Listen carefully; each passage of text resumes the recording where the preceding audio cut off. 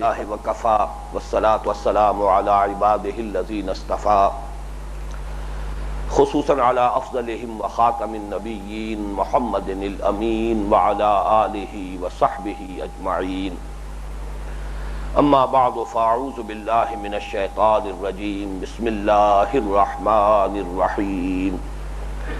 ليس البر أن تولوا وجوهكم قبل المشرق والمغرب ولكن البر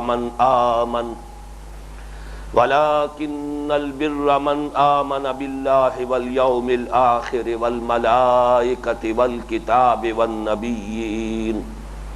وآتى المال على حبه ذوي القربى واليتامى والمساكين وابن السبيل والسائلين وفي الرقاب وأقام الصلاة وآتى الزكاة والموفون بعهدهم إذا عاهدوا والصابرين في البأساء والضراء وحين البأس أولئك الذين صدقوا وأولئك هم المتقون. صدق الله العظيم. اللهم ربنا اجعلنا منهم آمين يا رب العالمين. رب اشرح لي صدري ويسر لي أمري واحلل عقدة من لساني يفقهوا قولي. اللهم ربنا ألهمنا رشدنا واعذنا من شرور أنفسنا. اللهم أرنا الحق حقا وارزقنا اتباعه وأرنا الباطل باطلا وارزقنا اجتنابه.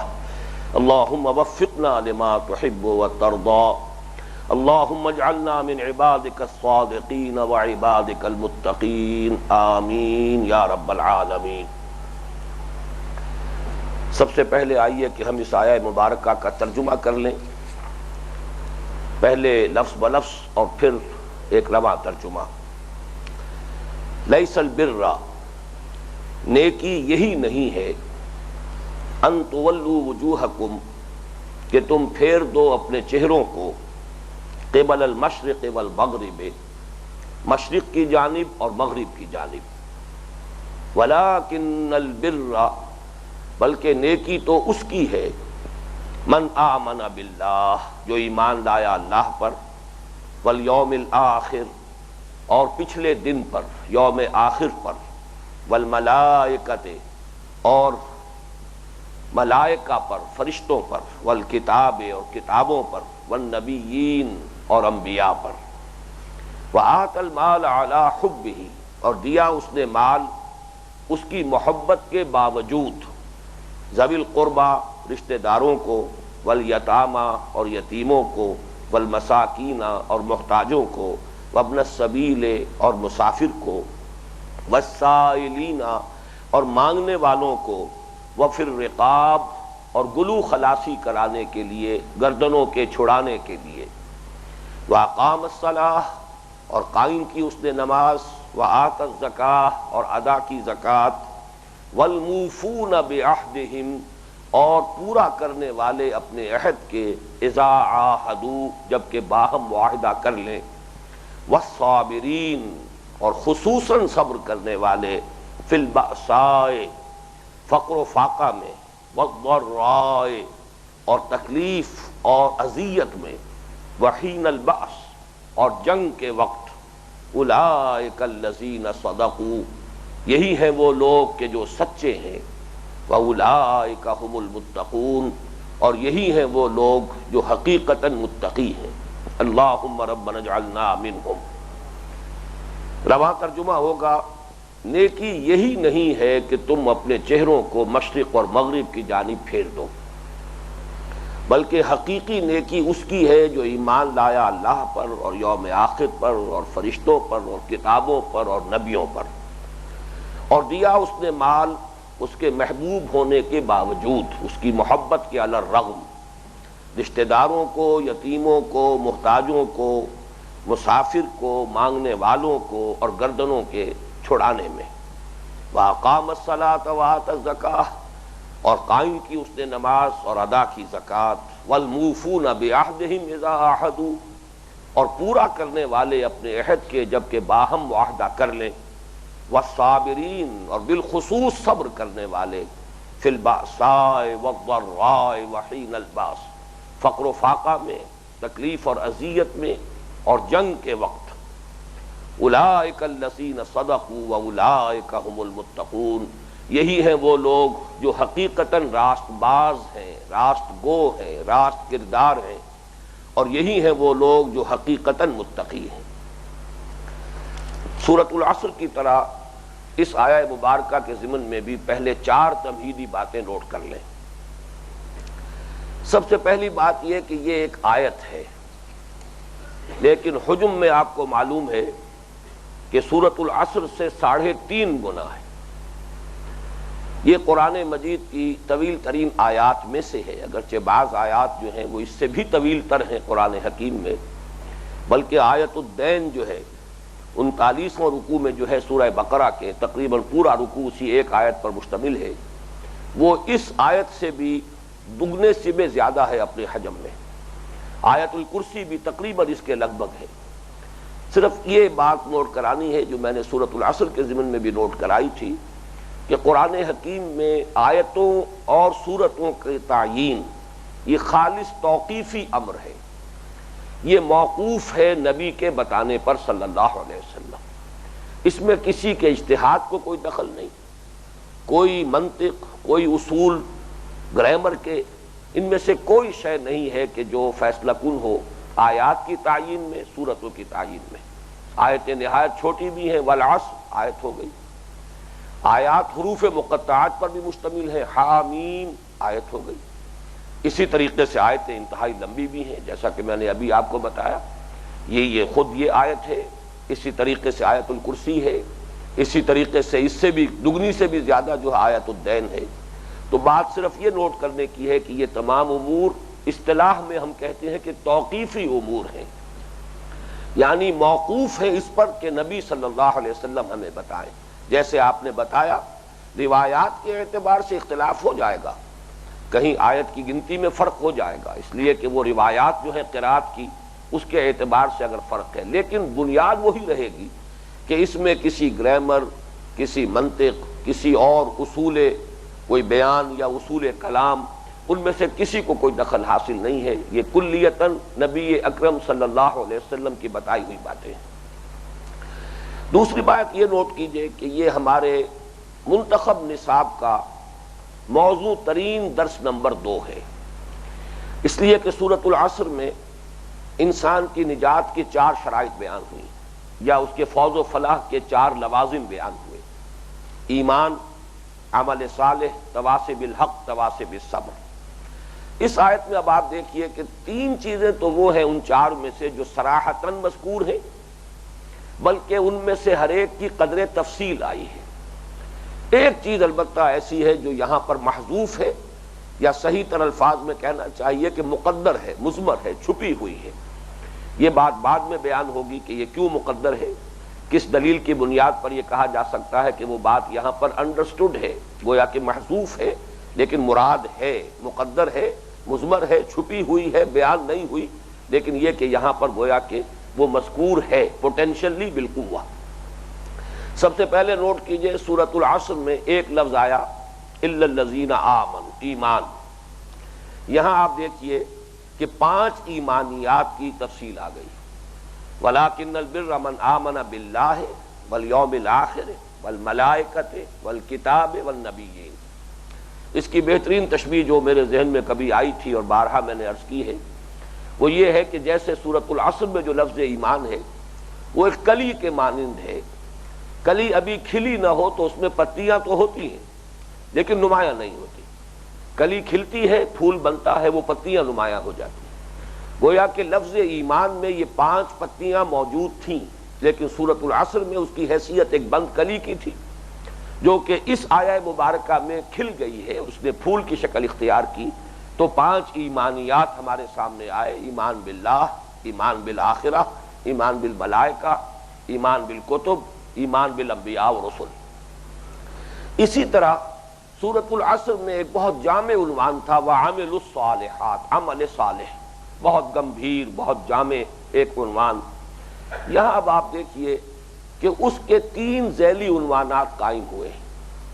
سب سے پہلا اور سب سے اہم انسانی ہمدردی، سخاوت، خدمت خلق، اپنا پیسہ اپنا مال جو طبعاً انسان کو مرغوب ہے، محبوب ہے، اسے خرچ کر سکنا، ضرورت مندوں پر، محتاجوں پر، مساکین پر، یتیموں پر، لوگوں کی تکلیفیں رفع کرنے میں، لوگوں کو بندنوں سے چھڑانے میں، گردنوں کے آزاد کرنے میں، یہ گویا کہ انسانی ہمدردی اور خدمت خلق، یہ پہلا عنوان ہوا۔ دوسرا عنوان عبادات،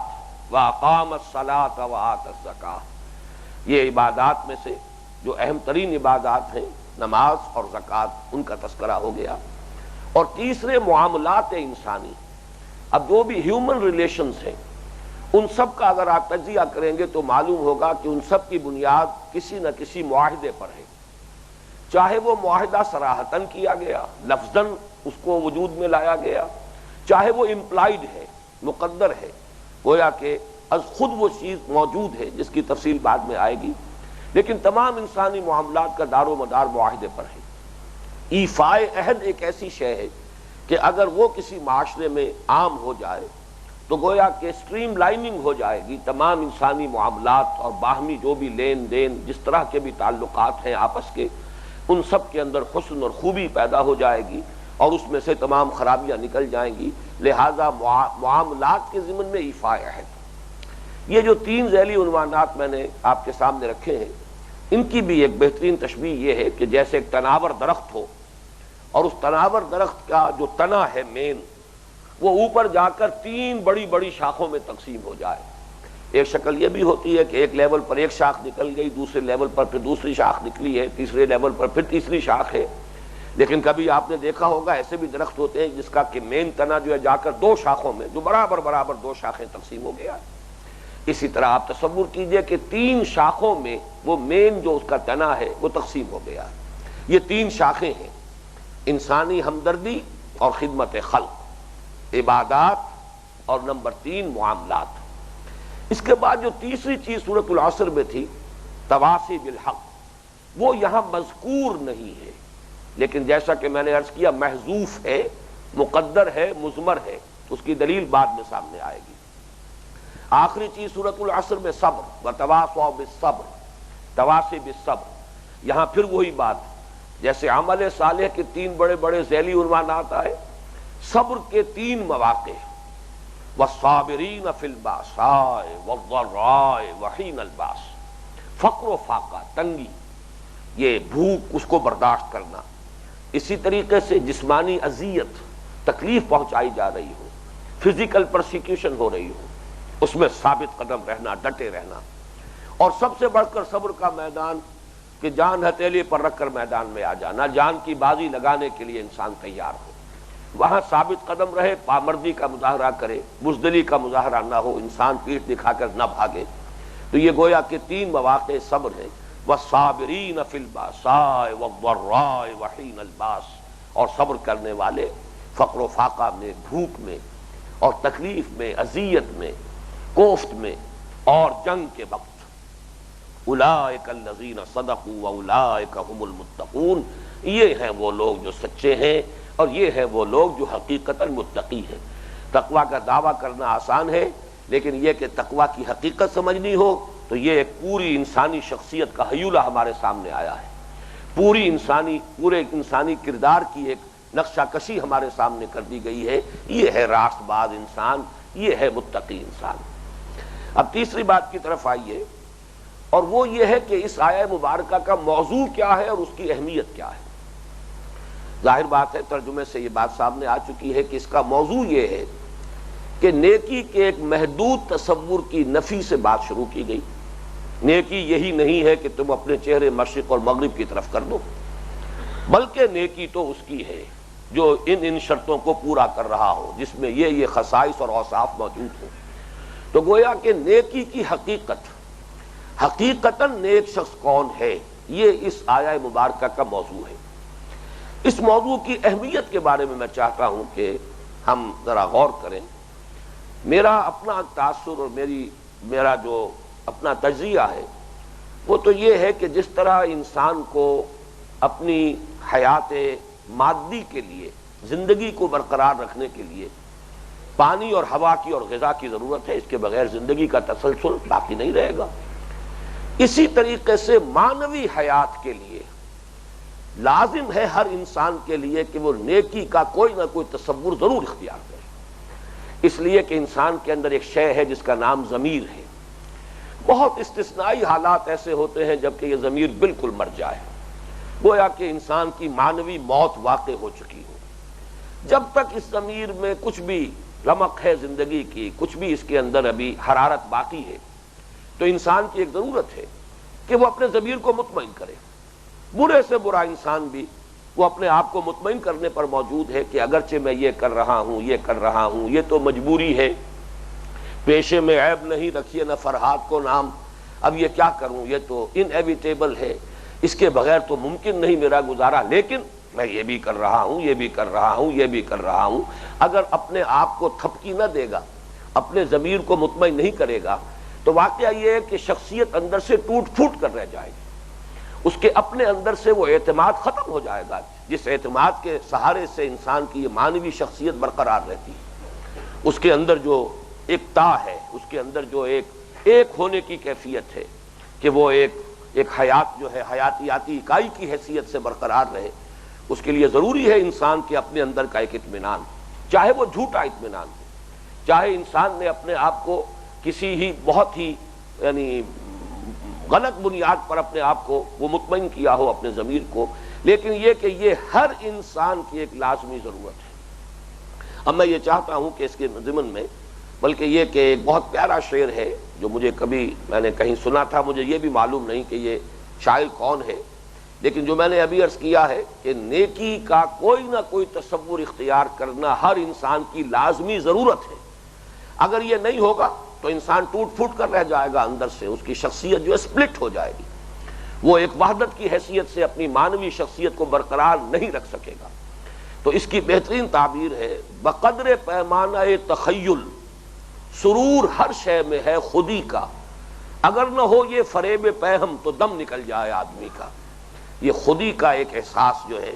یہ انسان کو، بلکہ یہ کہ ہر شے کو اپنے یہ خودی کا احساس جو ہے اس کے اپنے وجود کے برقرار رکھنے میں بہت مفید ہے۔ تو بقدر پیمانہ تخیل سرور ہر شے میں ہے خودی کا، اگر نہ ہو یہ فریب پہم تو دم نکل جائے آدمی کا۔ تو واقعہ یہ ہے کہ چاہے انسان اپنے آپ کو دھوکہ دے رہا ہو، لیکن کسی نہ کسی نیکی کا وہ اہتمام کر کے اپنے آپ کو مطمئن کرنے پر مجبور ہے کہ جہاں میری مجبوریاں ہیں اور ان کی بنا پر میں یہ غلط حرکتیں کرنے پر گویا کہ مجبور ہو چکا ہوں، لیکن میں نے ان نیکیوں کا بھی اہتمام کیا ہے۔ اس کا ذرا تجزیہ کر دیجئے۔ ہمارے معاشرے میں جو بدترین لوگ شمار ہوں گے ان کا اگر ایک ایک کر کے آپ جائزہ لیں تو شاید سر فہرست اس میں فاحشہ عورتیں آئیں، عصمت فروش عورتیں، اپنا جسم بیچنے والی، لیکن یہ کہ آپ نے دیکھا ہوگا کہ ان کے ہاں بھی ایک کھاتا نیکی کا کھلا رہتا ہے، چنانچہ عرسوں میں حاضر ہوتی ہیں، مزاروں پر حاضری دینا، عرسوں میں شرکت، وہاں دھمال کھیلنا، اسی طریقے سے تعزیے کے جلوس میں کالے کپڑے پہن کر اس میں آگے آگے ہونا، بلکہ ہراول دستے کی شکل اختیار کرنا، سبیلیں لگانا، بعض کے بارے میں آپ کے علم میں ہوگا مسجدیں تعمیر کرانا، یہ سارے کام ہیں کہ جو وہ کرتی ہیں، اس لیے کہ انہیں بھی یہ احساس ہوتا ہے۔ اور واقعہ یہ کہ ان کے ضمن میں تو شاید یہ بات اتنی غلط بھی نہیں ہے، اس لیے کہ شورش کاشمیری مرحوم نے جو ایک کتاب لکھی تھی جس میں تحقیق کی تھی ان عورتوں کے بارے میں کہ جو اس بازار میں پہنچ جاتی ہیں کیسے پہنچتی ہیں۔ کوئی حادثہ ہوا، کہیں کسی کو اغوا کر لیا گیا، زبردستی لا کر اس بازار میں بٹھا دیا گیا، اب انہیں یہ معلوم ہے کہ ہمارے لیے اب دوسری زندگی کے دروازے بند ہو چکے ہیں، ہمیں معاشرے میں اب کوئی قبول نہیں کرے گا، تو گویا کہ ایک مجبوری کے احساس کے تحت بھی اپنے اس پیشے کو جاری رکھنے پر مجبور ہوتی ہے۔ یہ بہت سو کا حال ہوتا ہے، جس طریقے سے کہ ایک بڑا دلچسپ واقعہ ہے کہ اورنگزیب عالمگیر رحمۃ اللہ علیہ نے ایک خاص زمانے میں گانے بجانے پر دہلی میں پابندی لگا دی۔ اب جو وہاں کے گویے تھے اور سازندے تھے ان کے تو گویا کہ معاش کا دروازہ بند ہو گیا، تو انہوں نے بڑا ایک لطیف ہیلا اختیار کیا کہ معلوم تھا کہ بادشاہ بیٹھا کرتے ہیں جھروکے میں، وہ جو دریائے جمنا جو محل ہے اور لال قلعہ ہے دہلی کا، اس کے ساتھ سے جمنا گزرتا ہے، جھروکے میں بیٹھ کر بادشاہ فنا وقت جو ہے سیر کرتے ہیں۔ تو وہاں سے پھر وہ ایک کشتی میں سوار ہو کر گزرے اور وہاں انہوں نے خوب زور شور کے ساتھ سازوں کے ساتھ ایک غزل جو ہے اس کو الاپنا شروع کیا. در کوئے نیک نامی مارا گزر نہ دارن گر تو نمی پسندی تغییر کن قزارا. تو اس کو عالمگیر نے یہ سنا اور اس کے بعد جو ہے متاثر ہوا اور پھر وہ جو بین تھا اس میں بہرحال کچھ نہ کچھ نرمی کر دی, کچھ نہ کچھ ان کے لیے گنجائش چھوڑ دی کہ ہمارے لیے تو اب اس نیک نامی کے کوچے میں گزر کا کوئی سوال رہا ہی نہیں. ہم تو جہاں پہنچ چکے ہیں پوائنٹ آف نو ریٹرن, ہمارے لیے کوئی واپسی نہیں ہے. ہمیں تو تقدیر نے یہاں پہنچا دیا ہے. گر تو نمی پسندی تغییر کن قزارا, اگر تمہیں یہ بات پسند نہیں ہے تو کسی طرح اگر ممکن ہے تو ہماری تقدیر کو بدل دو. بہرحال یہ ایک لطیفے کے درجے میں سمجھیے, لیکن یہ کہ میں نے صرف یہ آپ کے سامنے رکھا ہے کہ وہ جو ہمارے معاشرے کا بدترین طبقہ شمار ہو سکتا ہے, ان کے ہاں بھی کوئی نہ کوئی نیکی کا خانہ ان کی زندگی میں, کوئی نہ کوئی نیکی کا تصور ہے جس سے وہ اپنے آپ کو جو بھی جھوٹی تسلی دیں کسی نہ کسی درجے میں اپنے آپ کو مطمئن کرتی ہیں. اسی طرح بہت سے ڈاکوؤں کے بارے میں آپ نے سنا ہوگا اور اس کی کہانیاں اور بہت سے ناول جو ہیں اسی تھیم کے اوپر لکھے گئے. وہ ڈاکو جو نہایت شفاق, انسان کی جان لینا ایسے ہی جیسے کسی مچھر کو جو ہے مسل دینا, لیکن یہ کہ وہ اپنے علاقے کی بیواؤں کی سرپرستی کر رہے ہیں, غریبوں کی مدد کر رہے ہیں, ان کے لیے کچھ انہوں نے خیر کا بھلائی کا بہت سا سلسلہ شروع کر رکھا ہے. ڈاکوؤں کی زندگی کے اندر بھی آپ کو یہ دونوں نقشے جو ہے نظر آ جائیں گے. اسی طرح چوروں اور جیب کتروں کے ہاں بھی ایک معیار اخلاق ہوتا ہے. جیب کتروں کے بارے میں آپ کے علم میں ہوگا کہ ان کا ایک استاد ہوتا ہے, گینگ کا وہ چیف ہے, اور علاقے تقسیم ہوتے ہیں.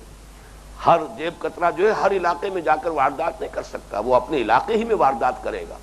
اور پھر جو بھی یافت ہے پورے دن کی وہ لا کر اسے رکھ دینا ہے اپنے اس استاد اور گرو کے سامنے. اگر نہیں کرے گا تو یہ بے ایمانی تصور ہوگی. گویا کہ باقی جو کچھ وہ کر رہے ہیں وہ تو پیشہ ہے, پیشے میں عیب نہیں, رکھیے نہ فرحات کو نام. یہ بے ایمانی ہے کہ تم نے دن بھر کی کمائی جو ہے اس میں سے کچھ کنسیل کیا ہے, چھپا لیا اور سارا کا سارا لا کر نہیں رکھا ہے. تو معلوم یہ ہوا کہ جو بدترین طبقات ہیں معاشرے کے, ان کے ہاں بھی کوئی نہ کوئی نیکی کا تصور, کوئی نہ کوئی خیر کا کھاتا جو ہے وہ کھلا ہوتا ہے. اس سے آگے آئیے تو جو ہمارے ہاں کے معزز طبقات ہیں, میں نے بنیادی تقسیم کی ہے تو بدترین طبقات, لیکن معزز طبقات جو ہیں ان میں بھی اگر آپ تجزیہ کریں گے تو دو حصوں میں انہیں منقسم سمجھیے. ایک ہمارے ہاں کے جو مذہبی مزاج کے لوگ ہیں, ان کے ہاں آپ کو نیکی کا تصور یہ ملے گا کہ میکسیمم ایمفیسس عبادات پر ہے اور ظواہر پر ہے. باقی یہ کہ عبادات کی پابندی اور اس میں تفصیلات کے بارے میں بھی بہت حساس ہونا, ذرا سا کوئی فرق ہو گیا ہے تو بے چین ہو جانا, بے کل ہو جانا, اس پر انتہائی ان کو تشویش ہو جائے گی, یہ اس میں یہ کمی رہ گئی ہے, فلاں میں یہ کمی رہ گئی میرے کام میں. لیکن ویسے ان کی زندگی میں معاملات میں دیکھیے جھوٹ ہے کھلم کھلا, کاروبار ہے, سب کچھ ہو رہا ہے, دھوکہ ہو رہا ہے, فریب ہو رہا ہے. نماز روزے کی پابندی ہے, سودی کاروبار جو ہے دھڑلے کے ساتھ, وہ بالکل یوں سمجھیے کہ ہنی ان مریا ہو رہا ہے, بلیک مارکیٹنگ ہو رہی ہے, دھوکے دیے جا رہے ہیں, سودا کر کے جو ہے زبان انسان جو ہے وہ زبان دے کر اور پھر اس کو بدل رہا ہے. آپ کو غنڈوں کے ہاں, بلکہ یہ چوتھا طبقہ جو ہمارے ہاں ہے وہ میں رہ گیا ذکر میں, جنہیں آپ کہتے ہیں غنڈے, یہ بستہ الف اور بستہ بے کے غنڈے جن کے کھاتے کھلے ہوتے ہیں تھانوں میں, ان کے ہاں آپ کو نظر آئے گا کہ ان کے ہاں معیار اخلاق ہے. زبان دے دی ہے, اب میں واپسی سے نہیں پھر سکتا. جتنا انہیں اپنے عہد کا پاس ہوتا ہے سفید پوش لوگوں کو نہیں ہوتا. اسی طریقے سے اگر کہیں راہ چلتے ہوئے دیکھیں آپ کے کسی پر زیادتی ہو رہی ہے, کسی پر ظلم کیا جا رہا ہے, تو مجھ جیسے اور آپ جیسے سفید پوش لوگ جو ہیں وہ وہاں سے دامن بچا کر نکل جانے میں عافیت سمجھیں گے. اب کون اس کھکیڑ میں پڑے, کہیں گواہی دینی پڑے گی, کہیں پولیس پرچے میں جانا پڑ جائے گا, 100 چکر ہوں گے, آدمی اپنا دامن بچاتا ہے, نکل جاتا ہے. لیکن آپ دیکھیں گے ان گڈوں کو کہ وہ سامنے آ جائیں گے اور وہ اس ظلم کا راستہ روکنے کے لیے تیار ہو جائیں گے. تو معلوم ہوا کہ یہ جو چیزیں ہیں ہمارے ہاں مختلف کردار جو پائے جاتے ہیں, ان میں جو یہ نیکی اور بدی کا امتزاج ہے, اس میں خاص طور پر اب جو میں نوٹ کرا رہا تھا کہ دو طبقات شرفاء کے جو ہمارے معزز طبقات ہیں, ان میں ایک طبقہ مذہبی مزاج کے لوگوں کا, ظاہر بات ہے اس میں کچھ ہمارے کاروباری حضرات بھی کچھ نمایاں ہیں, انہی کے چندوں سے اور انہی کے تعاون سے ہماری مسجدیں بنتی ہیں اور ان کے لیے قالین فراہم ہوتے ہیں, اور ہمارے جو دینی ادارے ہیں اور تعلیم گاہیں ہیں ان کے چندوں سے چلتی ہیں, دارالعلوم جو ہے وہ انہی کے تعاون سے چل رہے ہیں. ان کے ہاں آپ دیکھیں گے کہ نماز, روزہ, حج, عمرہ یہ سارے کھاتے پورے، اور اس میں بہت ہی باریک بینی، بڑی حساسیت، لیکن یہ ہے کہ وہ معاملات اخلاق کا معاملہ ہو سکتا ہے کٹھور دل ہو، بخیل ہو، سخت دل ہو، زکوٰۃ تو پوری پوری دے رہے ہو لیکن اس سے آگے جو ہے ہو سکتا ہے کہ مزدور کی مزدوری پوری نہ دے، اور وہاں جو ہے وہ اپنے عہد کو بھی توڑنے پر آمادہ ہوتا ہے۔ پھر یہ کہ اسی میں جب آگے آپ جائیں گے علماء کا طبقہ ہے، علماء کے طبقے میں ظاہر بات ہے کہ یہ عبادات کے ساتھ شغف اور ظواہر دین اور تقویٰ جو ہے ان کا تو اہتمام ہوگا، لیکن ہو سکتا ہے کہ بخل موجود ہو، بلکہ اکثر و بیشتر ہوتا ہے۔ عام طور پر علماء کا طبقہ یہ سمجھتا ہے کہ یہ صدقہ خیرات کرنا دوسروں کا کام ہے، چاہے ان سے کمتر سٹیٹس کا آدمی ہو اسے تو صدقہ دینا چاہیے، خیرات بھی کرنی چاہیے، اس کا تو کام ہے کہ وہ دے، لیکن چاہے ہماری جو حیثیت ہے مالی وہ ان سے بہتر ہے، لیکن یہ چیزیں ہمارے لیے نہیں ہیں، یہ تو در حقیقت ہم تو ریسیونگ اینڈ پر ہیں، نہ یہ کہ دینے والا معاملہ جو ہے، بلکہ یہ تو ہمارا کام تو ہے کہ ہم ریسیو کرتے ہیں۔ یہ سارے بڑے تلخ حقائق ہیں جو میں آپ کے سامنے رکھ رہا ہوں، اور اسی وجہ سے در حقیقت ہمارے ان انسٹیٹیوشنز کا وقار اور اعتماد جو ہے وہ ختم ہوا ہے۔ لیکن اس کے برعکس ایک دوسرا طبقہ آپ کو نظر آئے گا، ہمارے ہاں جدید تعلیم یافتہ لوگوں کا طبقہ، ان کا جو تصور ہے نیکی کا، وہ تصور یہ ہے کہ بھائی کام اپنا صحیح کرنا چاہیے، اپنے فرائض صحیح ادا کرنے چاہیے، کسی کو دھوکہ نہیں دینا چاہیے، جو ذمہ داری قبول کی ہے پوری کرنی چاہیے، باقی نماز روزہ یہ تو ذاتی معاملہ ہے، کوئی شخص کر لے گا اپنے لیے کرے گا، نہیں کرے گا تو بہرحال اس کی کوئی کمی رہ جائے گی، لیکن اصل شے جو ہے وہ یہ ہے کہ انسان جھوٹ نہ بولے، انسان کسی کو دھوکہ نہ دے، وعدہ خلافی نہ کرے، کسی کا حق نہ مارے، کسی سے قول و قرار کیا ہے تو اب اس کو پورا کرے، اس میں وعدہ خلافی نہ کرے۔ گویا کہ ان کے ہاں معاملات کی اہمیت زیادہ ہے، کم سے کم نظری اعتبار سے، کم سے کم گفتگو کے اعتبار سے، کہنے سننے میں وہ معاملات کو اہمیت دیں گے، عبادات کو نہیں دیں گے، جبکہ مذہبی طبقات چاہے وہ عوام ہو اور چاہے وہ علماء ہو، ان کے ہاں عبادات اور ان کے ظواہر ان کی اصل اہمیت ہے، باقی چیزیں ہو جائیں تو بہت اچھا ہے، نہ ہو تو کوئی ایسی بات نہیں ہے۔ یہ جو مختلف ہمارے ہاں موجود ہیں نیکی کے تصورات، یہ تو چند ہی میں نے آپ کے سامنے نقشے رکھے ہیں، اگر آپ اس کو مزید تفصیل میں جائیں گے تو اور بھی بہت سے جو ورشنز ہیں نیکی کے وہ آپ کے سامنے آئیں گے۔ اب اس میں بڑی اہمیت ہے اس بات کی کہ معلوم ہو کہ حقیقتاً نیکی کیا ہے، ڈیفائن کیسے کریں، ایک نیک انسان حقیقت میں ہے کیا۔ اس لیے کہ یہاں تو صورت یہ نظر آ رہی ہے، اگر اس آیہ مبارکہ کا جو بھی ایک ترجمہ رواں ہم نے کیا ہے اس سے ایک خاکہ آپ کے ذہن میں بن گیا ہو تو اس سے گویا کہ یہ بات سامنے آئی کہ مختلف طبقات نے نیکی کے حصے بکھرے کر کے تقسیم کر لیے، اڑائے کچھ ورق لالے نے، کچھ نرگس نے، کچھ گل نے، چمن میں ہر طرف بکھری ہوئی ہے داستاں میری، نیکی کا ایک حصہ وہ لے گیا ہے، نیکی کا ایک حصہ یہ لے گیا ہے، اس طریقے سے تقسیم ہو گیا ہے۔ اور یہاں بھی گویا کہ کل حزب بما لدیہم فرحون، ہر طبقہ ہر گروہ کے پاس جو بھی کچھ نیکی کی پونجی ہے، جو ایک جزوی نیکی وہ لے کر بیٹھا ہوا اس پر وہ اترا رہا ہے اور شاداں و فرحاں ہے اور بہت خوش ہے اور مطمئن ہے کہ ہماری جو یہ نیکی جو ہے اس کا کھاتا پورا ہے، اس کا حساب گویا کہ ہمارے ہاں مکمل موجود ہے۔ اور اس کی ایک مثال جو ہے لطیفے کے انداز میں یہ بالکل ایسے ہی ہے کہ جیسے کسی بستی میں ہاتھی آیا، پہلے نہیں آیا تھا تو وہاں لوگ گئے دیکھنے کے لیے، کچھ اندھے بھی تھے، وہ بھی دیکھنے کی خواہش رکھتے تھے، جاننا چاہتے تھے ہاتھی کیسا ہوتا ہے، تو اب ظاہر بات ہے ان کے پاس تو ایک ہی ذریعہ تھا کہ ہاتھوں سے ٹٹول کر اندازہ کریں کہ ہاتھی کیسا ہوتا ہے۔ جس نے اس کے کان کو چھوا دیکھ کر کہا کہ ہاتھی چھاج کے مانند ہے، کسی کا ہاتھ اس کے سونڈ پر پڑ گیا، اس نے خوب اچھی طریقے سے اس کو دیکھا، کہا بہت موٹے رسے کے مانند ہے ہاتھی، کسی نے اس کی ٹانگ کو جو ہے وہ ذرا اچھی طریقے سے ٹٹول کر کہا کہ ایک بڑے ستون کے مانند ہے، کسی کا اس کے پیٹ پر اور اس کے جسم کا درمیانی حصہ اس پر ہاتھ، اس نے کہا کہ یہ تو بہت بڑا ڈرم ہے کوئی۔ اس اعتبار سے تصور تو سب نے قائم کیا ہے لیکن محدود تصور۔ اس پس منظر میں واقعہ یہ ہے کہ یہ آیہ مبارکہ بڑی عظیم آیت ہے قرآن حکیم کی کہ اس نے نیکی کے ایک مخصوص محدود تصور کی نفی سے بات شروع کی، اور یہ مخصوص محدود تصور جب ہم اس پر غور کریں گے ذرا گہرائی میں اتر کر تو جو میں نے ابھی گنوایا ہے جو مذہبی تصور ہے، عام طور پر اس میں ریچولزم جو پیدا ہو جاتا ہے، ظواہر کی اہمیت ہو جاتی ہے، روح غائب ہو جاتی ہے، لیکن ظواہر اور ریچولز اور رسم جو ہے، رسم پرستی اس کی شکل اختیار کر لیتی ہے۔ یہ عام ہماری محدود مذہبیت، یہ اس کا ایک مظاہرہ سامنے آیا تھا اس دور میں بھی، اور وہ بہت ہی ہلکے انداز میں، لیکن قرآن مجید کا یہ اسلوب ہے کہ وہاں سے اس بات کو لے کر پھر اس میں جو اصولی رہنمائی دی ہے، تو واقعہ یہ ہے کہ یہ عظیم آیت ابد الآباد تک کے لیے قرآن کے فلسفہ اخلاق اور نظام الاخلاق پر جامع ترین آیت جو ہے وہ ہمیں عطا ہو گئی ایک خاص پس منظر کے حوالے سے۔ چوتھی بات جو سمجھنے کی ہے وہ یہی ہے کہ وہ پس منظر کیا ہے، یعنی ہم یہ کہیں گے جو ٹیکنیکل ٹرم ہے، شان نزول کیا ہے اس آیہ مبارکہ کا، یہ کس سلسلہ کلام میں یہ آیت وارد ہوئی، یہ نیکی کی حقیقت کی بحث چھڑ کیسے گئی۔ ظاہر بات ہے قرآن مجید نازل ہوا ہے خاص دور میں، خاص حالات میں، خاص معاشرے میں،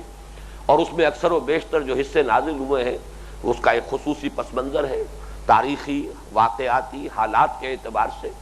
تو اس میں دیکھ کر، جیسا کہ میں نے جب تعارف قرآن کے بارے میں گفتگو ہو رہی تھی تو شروع میں تفصیل سے عرض کیا تھا کہ یہ جو تعویل عام اور تعویل خاص ہے، قرآن مجید پر سب سے پہلے غور ہونا چاہیے اس کانٹیکسٹ میں رکھ کر، ٹائم اینڈ سپیس کانٹیکسٹ، جو پس منظر ہے زمان و مکان کا جس میں وہ آیت نازل ہوئی،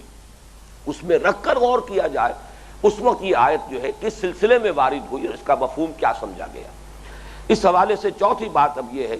کہ اس کا کیا سلسلہ کلام تھا، کیا گفتگو تھی، کیا موضوع تھا، کیا بحث تھی جس کے ضمن میں یہ عظیم آیت مبارکہ جو ہے وہ نازل ہوئی ہے۔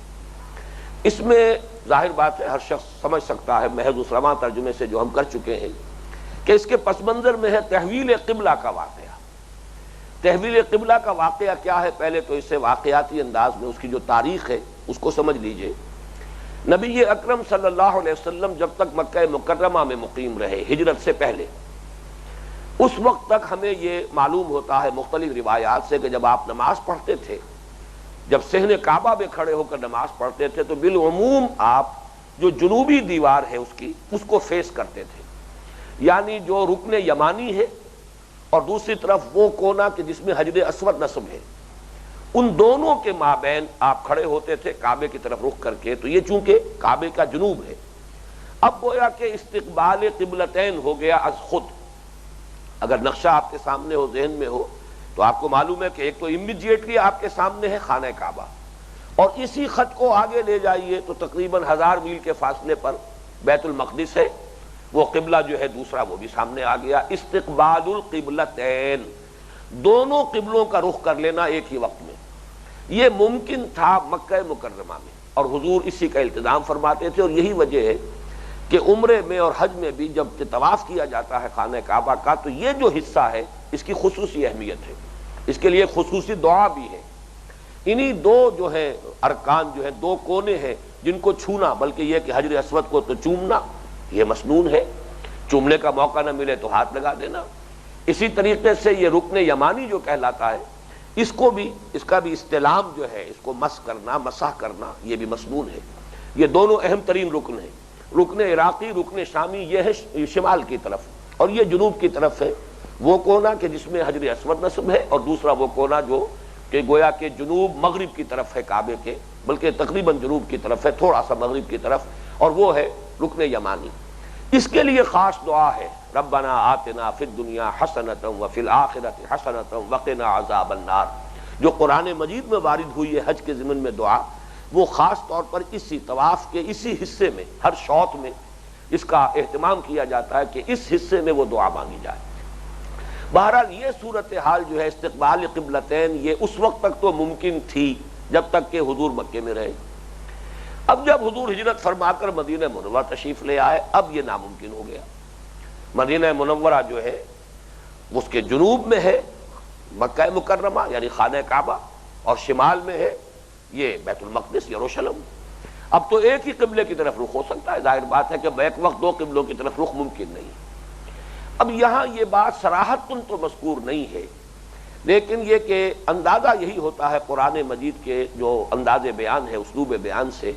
کہ اللہ تعالیٰ کے خصوصی حکم کے تحت، خصوصی رہنمائی کے تحت حضور نے اب رخ کیا بیت المقدس کی طرف۔ اس میں بڑی حکمتیں بھی ہیں، عملی اعتبار سے بھی اس کے بڑے فوائد ہوئے، لیکن اس وقت ظاہر بات ہے وہ موضوع نہیں ہے میرا، لیکن یہ کہ تاریخی اعتبار سے یہ نوٹ کر لیجئے کہ 16 مہینے تک حضور نے یروشلم کی طرف یعنی بیت المقدس کی طرف، مسجد اقصیٰ کی طرف رخ کر کے نماز پڑھی۔ اگرچہ قرآن مجید ہی سے 17واں رکوع جو ہے سورہ بقرہ کا معلوم ہوتا ہے کہ حضور کو بھی بہرحال طبیعت پر یہ بات گراں گزر رہی تھی. معلوم ہوتا ہے کہ اگر طبیعت پر گراں گزر رہی تھی تو یقیناً کوئی حکم تھا اللہ کا جس کے تحت ایسا کیا ہے.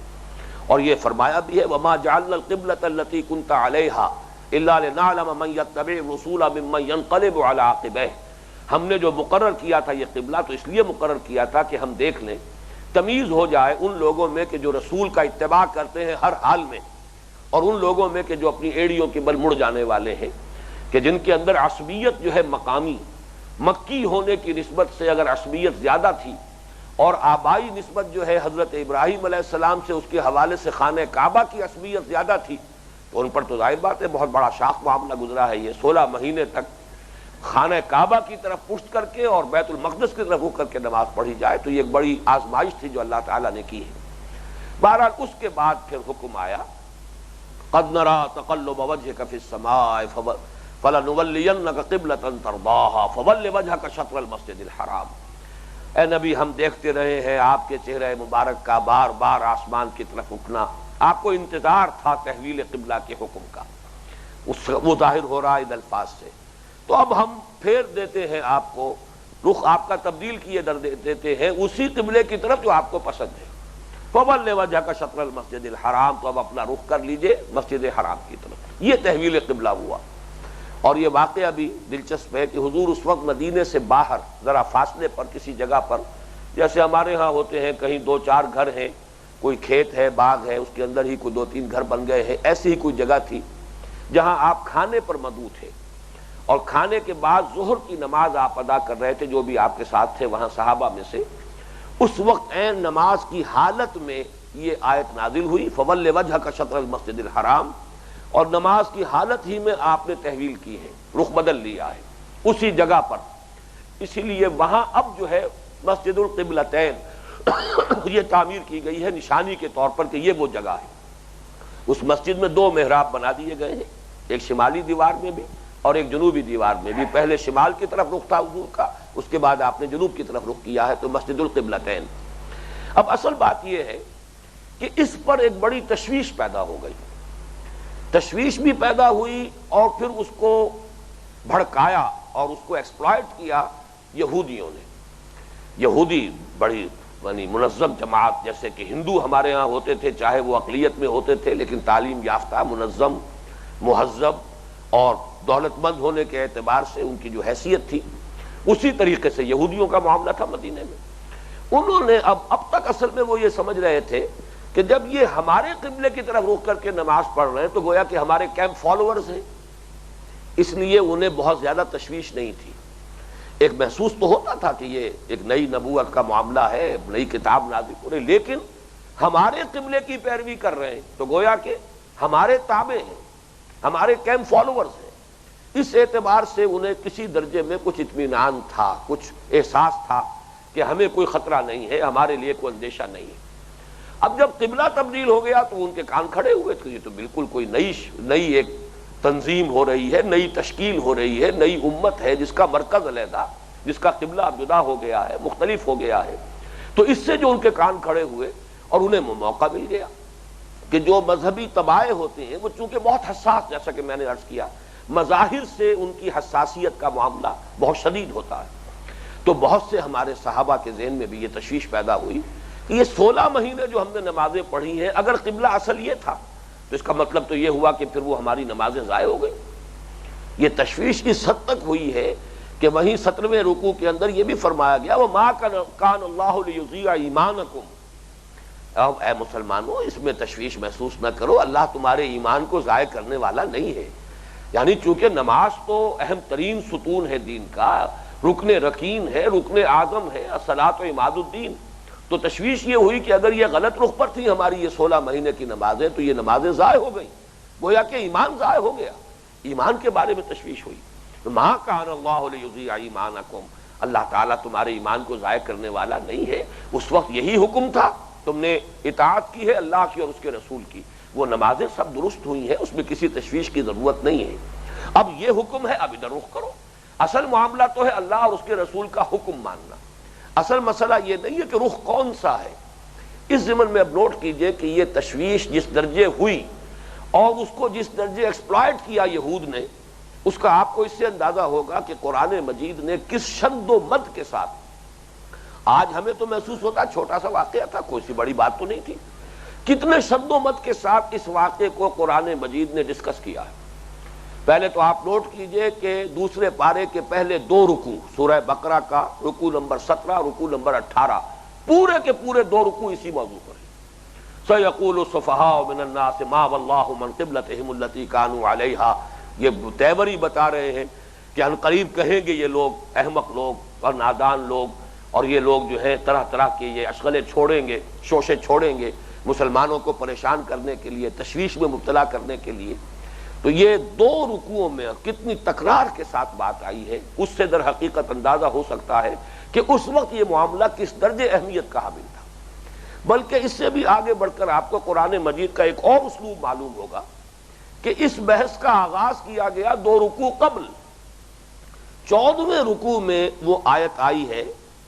کہ آیت نمبر 115 ہے سورہ بقرہ کی، وَلِلَّهِ الْمَشْرِقُ وَالْمَغْرِبُ فَأَيْنَمَا تُوَلُّوا فَثَمَّ وَجْهُ اللَّهِ إِنَّ اللَّهَ وَاسِعٌ عَلِيمٌ۔ مشرق اور مغرب سب اللہ کے لیے ہے، جدھر بھی تم رخ کرو اللہ ہی کا رخ ہے۔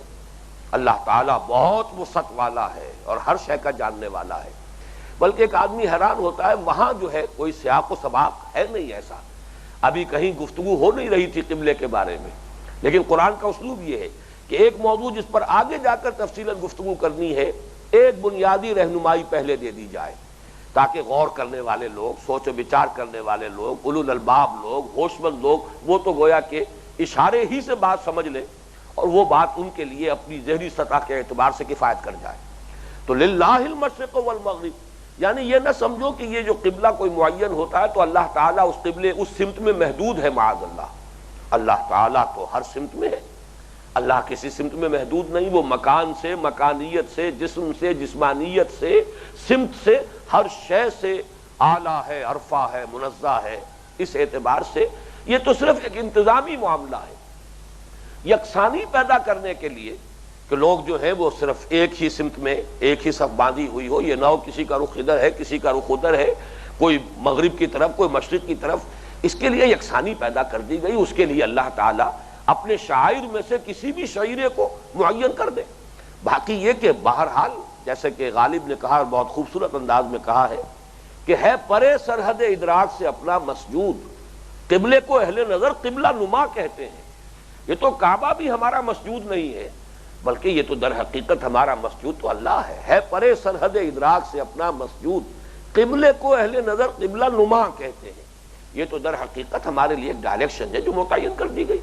باقی مشرق، مغرب، شمال، جنوب سب سمتیں اللہ کی ہیں۔ للہ المشرق والمغرب فأینما تولوا فثم وجہ اللہ، جدھر بھی تم رخ کرو گے اللہ ہی کا رخ ہے۔ ان اللہ واسع علیم، یقیناً اللہ تعالیٰ بہت وسعت والا ہے اور ہر شے کا جاننے والا ہے۔ یہاں گویا کہ گفتگو کر کے صرف ایک اشارہ دے کر بات ختم کر دی گئی۔ اس کے بعد پھر 2 رکوعوں کے بعد 15واں اور 16واں رکوع درمیان میں سے نکلا،